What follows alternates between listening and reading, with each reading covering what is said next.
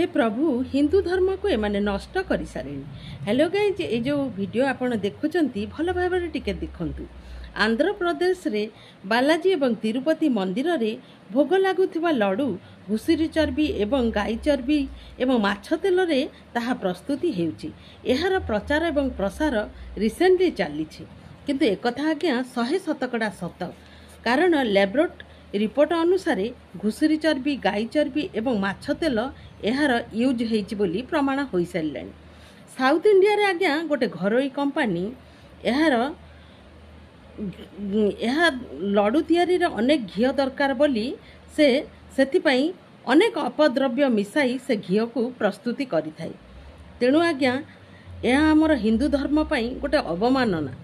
तिरुपति बाबा पाखरे जो भोग लागू थाए ताहा एसबु अपद्रव्य मिसाई असामाजिक मनीष आमको बोका बनाउछंती। तेणु आपण माने जेते शीघ्र आज्ञा ए वीडियो को समस्त पाखरे शेयर करंतु।